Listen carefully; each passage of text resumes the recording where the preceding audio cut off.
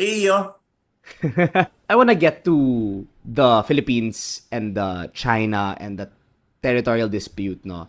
So, I think my big question is, no, syempre we're at a point where we haven't really resolved the territorial dispute. Why is the Philippines still struggling through this issue, given, all these different rulings, a lot of this, like, why is China not, giving in? Why aren't they following? Like, what's allowing them to do so? What's allowing them to do so? Oo.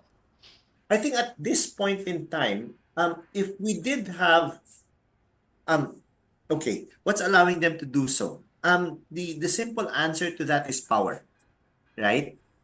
Meaning to say that China has developed its ability to actually influence the international system, more specifically its regional environment, no? Okay. Using its material capabilities, right? So that Mhm. means unang-una yung economic ano niya, uh, Oh, manufacturing. and then of course how that ability to use your economic capacities, no, for diplomatic purposes, no, has also translated into developing your military and therefore your political capacities or your capacities to influence politics, right? Okay. So malaking bagay yung ano na yon eh, yung point na yon eh. And it comes at a time when ayun nga, parang ang ano mo doon ay dati if you had a United States, no, that was resolute, no, in terms of its willingness, no, to maintain the kind of order that exists, no, then I think China would have seen, no, a more robust response, no, to its attempts to actually change, no, the kind of regional dynamics that exists, no, and the kind of power relations, no, that we find, no, in the region. Um, but sumabay kasi siya at a time when US influence was actually declining. And kasi parang ang ano mo dito is countries in the region are still intent on economic development, right? That's the point. That's the key point, no? As far as countries in Southeast Asia, no, as well as in Northeast Asia are actually concerned. Um, Engagements with the great powers are defined largely in terms of what the great powers can do as far as helping out the regional economy, right? Yun yung pinaka doon. Yes. To this extent, China has actually outbidded, if you will, the United States. No. So, Yes. ang ano Oo. mo ngayon dito is that um, more countries in the region are more interested, especially those whose economies are not as well developed as say South Korea, no, or Japan, no. So parang interested sila with what China has to offer in Okay. terms of investments, no, technology, no, and capital, right? Oo. So these are the things that they hope not that the United States can also be able to provide. But remember what has happened, no, especially in very recent times, now within the last 10 years, is that there has been a lessening of appetite, no, on the part of Americans, no, for seeing American power, no, expressed through economic doleouts, no, assistance, no, to countries in the region. And that includes things like, for instance, so USAID. it's not just assistance, no, but you're looking at things like, for instance, trade, right? There has been a lessened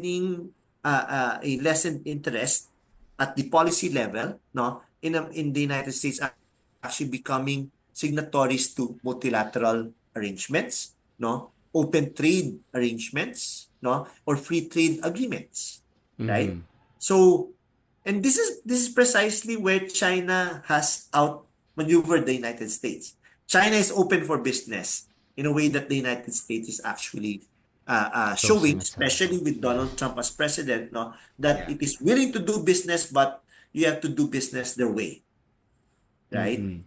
So China, on the other hand, no, of course, doesn't make that kind of statement, although in the end, that's what happens, Oo. right? So No, parang pero yung rhetoric ni Trump, which is to sort of, you know, outbid China domestically, is not translating sa that's right. international Oo, community, because at the end of the day, 'di ba, yung trade policy ng US now is, very protectionist. So they want very to protect their protectionist. own Yes, industries. They want to that's right. increase manufacturing in their country, but they don't I mean, none of us expect the US to become a manufacturing superpower again, no, to compete with Exactly. China given China's scale. So parang Oo. if anything, it's really, I mean, yung galawan ng US is really just for them. It's not to compete with China. It's not to compete with China in the Southeast Asian region, and frankly, to it's not to deter yung Chinese Yeah.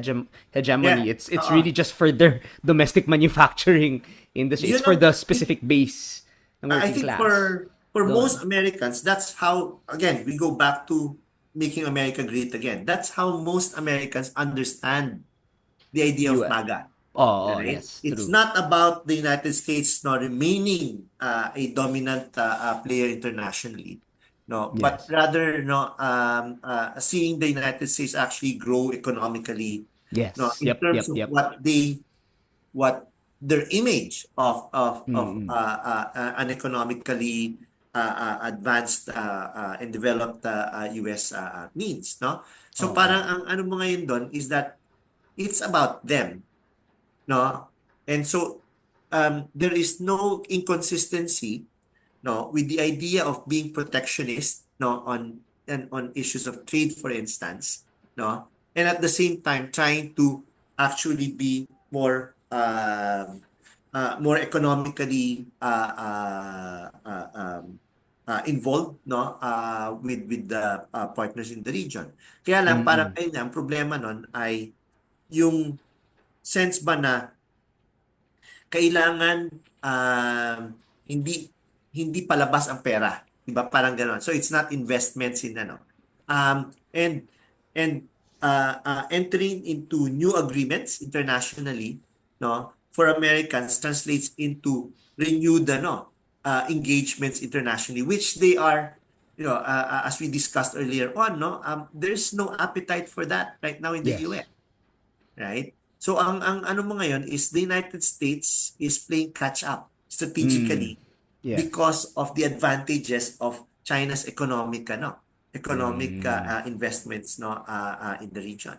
Okay. So we're talking a lot about, China's I mean, the US is declining soft power, which is giving rise to China's increasing soft power. But in terms of hard power, we still have US military bases here in the Yep, Philippines, yep. the expansion of the EDCA sites in 2023, I believe, and given, President Marcos's foreign policy, which is very friendly towards the United States and is very tough on China. Um, you think that's enough to, sustain this, this ownership we have over the West Philippine Sea, and by extension the lack of, I mean, the current peacetime we're experiencing now, our Uh-uh. peaceful coexistence with China, is That's it yeah. sustainable? The question is, what is it that we want to happen? And I think that's the one that's not very clear, Okay. right? Mm-hmm. Um, Kasi right now, we're too focused on the things that are going on, like for instance, water cannon incidents, no, the gray zone tactics that are actually being played out, no, in the region. We're Yes. focused on that, right? So Oo. ang tendency mo is, so whatever it is that we're going to do, ano gusto natin mangyari? Do we just want the water cannoning to stop? Do we just Mm-hmm. want the harassments to stop? No? What exactly are the kinds of objectives that we have as far as this situation is concerned? Because if all we want, no, ito kasi yung pinakaano dyan eh. What are the things that we want to happen? Harassments to stop, no? Wala na nung water cannon na ano, fishermen can fish, no? And here's the interesting thing. Our neighbors, no, who face the same kind of disputes with ano, with China, are not doing the same things that we're doing as far as yung transparency initiative is concerned. The idea Okay. of trying to shame China with the kinds of activities that it's doing, no. But they're not doing that, but they're getting the fishing, they're getting the investments, they're getting the uh, uh, uh, kumbaga, they're able to actually invest in, no, the maritime domains that they actually claim. Things that we're not able to do, right? Yes. Mm-mm. So, parang ang ano mga yun is, ano yung gusto natin mangyari? What exactly is it that we're interested in? Because obviously, our closer ties with the United States, no? The kinds of operations, the exercises that we have with the United has not changed the situation for us. We're still not Yes. able to actually explore for natural gas and oil, no, in the maritime domains that we claim to be ours, no.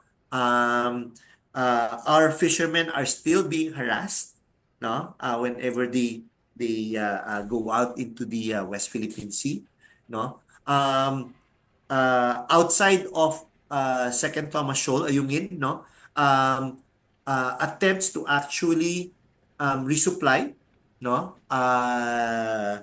our garrisons elsewhere are actually being harassed, no, by the Chinese Coast Guard. So sa Yeah. madaling sabi, there hasn't been any change in Chinese behavior towards us, no. Oo. Even with the Um, change in administration. Yep. Even with the change in administration and even with the stronger ties that we actually have with the United States. Oo. True. So if we take a look at that, the answer to your question is no, it's not enough, right? There are other things that we probably need to do if we want the situation to actually change. What are those then? I'm not really too sure, right? Does it mean that we need to talk more directly with China? No? Does it mean that we need to engage other countries even more? We're doing that, right? Pero yun nga, I think ang isang ano kasi dito is that if we want China's behavior to change, because that's essentially what we're looking at, no? Harassments to be gone, no? That we are going to be able to explore, no, for resources, no, in the seabed, no, of the West Philippine Sea. No, if those are the things that we're after, we're not getting it you doing what we're doing right now. There might be other things that we actually have to explore. And that might include things like we might need to actually talk to China, right? Yes. Negotiate with them, Yeah. no? Make relations or to improve relations with China without, no, and this is the tricky part, no, without ceding, no, whatever we legitimately, no, claim to be ours. Is that, you think that's feasible? You think that's possible? Well, we've not done it. Not yet, right? So yun yung isang ano, baka yun lang yung ano, alam mo, if you talk about the idea of sustainability, I don't think that China believes that this situation that they face with us is also sustainable on their part, right? Mm. Mm-mm. Um, How so? they have other things that they're worried about. They have other things that they have to actually deal with, Okay. no? And it might be to their advantage, no, to try to settle this Okay. issue with us, right? Mm-mm. So it's actually in their interest also to do it. Um, Okay. so without both sides, no, conceding territorial, ano, usap tayo, Yeah. right? No? Okay. The idea is, can we just make sure that relations are normal, that activities are normal, that neither side, no, is has its hackles up, no, whenever it actually tries to patrol, no, in these disputed waters, right? Yun lang naman yung ano doon eh. Kasi ang problema natin ngayon ay when our Coast Guard goes out there, when our fishermen go out there, they're always concerned about what it is Getting that the attacked. Chinese Coast Guard will do, the Mm-hmm. Chinese maritime militia might actually do. What we need to make sure of, no, I think one of the things that we have to take into consideration is how do we take away those concerns, right? Mm-hmm. And so far, no, the the current set of activities that we've been doing, no, have not been effective in doing that, right? So Mm-hmm. without stopping those things, without giving up on our alliance with the United States, without having to say that, dapat natin i-de-escalate yung ating or to reduce, no, our involvement with the United States, no, ang ano natin is okay without having to cede those points, no, parang ano ang pwede pa natin gawin, and this goes back to the might need to talk to China. China might ang isang ano natin is Chinese behavior has been egregious, there's no question about it, right? Mm-hmm. Yes. Yeah. But No is there question. any space where we can tell them, can you stop it, please? No, Mm-mm. yun yung pinaka ano doon eh, no? And what are the conditions under which, no, China might agree to, no? Mm-mm. Stop harassing, no? And do pero yun nga, ang ano natin is we just have to make sure, no, that we're not ceding anything as well, right? But Yes. to your question, is it feasible? Sa akin, let's try. Why not? This is a very unpopular opinion that you don't hear much, no? Yeah. Yung the idea that we should talk to China. I mean, when you say kasi talk to China, it seems Parang like sumusuko ka na parang kagad, di ba? sumusuko ka na, Oo, oo. you're going pro China bigla. Yeah. No, I mean it makes sense because I mean at the end of the day, international relations, it's a very nuanced topic. You're not just siding with one over another. It's not that binary. It's not that simple kasi kasi international relations is essentially, managing your relationships, being Yeah. strategic with your relationships. Because at the end of the day, we all are working towards coexisting peacefully with each other. Diba? That doesn't entail, choosing one side or the over the other, Yep. because that kind of thinking breeds, this yung pagiging warmonger over, over promoting peace. So that makes sense. I think, talking without ceding makes sense. But if there's some things you would want to, I guess, some things that you think would be beneficial to both the Philippines and China in let's say those hypothetical talks. Let's say the Philippines talks to China. What would those things be? Like would that be more liberal trade policy, stuff that will some stuff that the Philippines and China will benefit from. Like China will say yes to it because it'll help them economically, and the Philippines will be happy with it because that means less coast guards dun sa West Philippine Sea. Would that Oo. what would those discussions look like basically? Well, um, uh, kasi parang it's the idea of normalization. Ang ano lang naman talaga nito is that let's not let's not make the West Philippine Sea a space where uh, uh, where tense relations exist, right? So parang ang ano kasi natin is that if you think about it, prior to 2010, right? When China began to create an exclusive claim, no, to the South China Sea, and that also refers to other claimants, right? Prior to that, everybody was more of live and let live, right? We knew the Vietnamese had their claims. We knew Vietnamese fishermen were coming into our waters, no? And so both sides, no, maybe more on our side, no, both sides would actually just do their what they do in terms of law enforcement, no, and all of those kinds of things, right? Yeah. arrest fishermen, no, but you release them a little bit later, no. Pero ang ano talaga dito is that we did not really exclude others, right, from yung ano, to the point where we acted, no, or we used, no, violence, no, in order to actually assert our position. So ang ano lang Mm-hmm. natin, no, I think what those negotiations would actually entail, no, would basically be all about, no, um de-escalating tensions right now, no, which basically means, no, defining what kinds of activities both sides can actually do, no, to normalize, no, the set of relations that we actually have on those waters. Basically, on our side, our demand would be stop doing the things that you're doing to our ano. Mm-hmm. So kumbaga stop water cannoning our ships, no, Yes.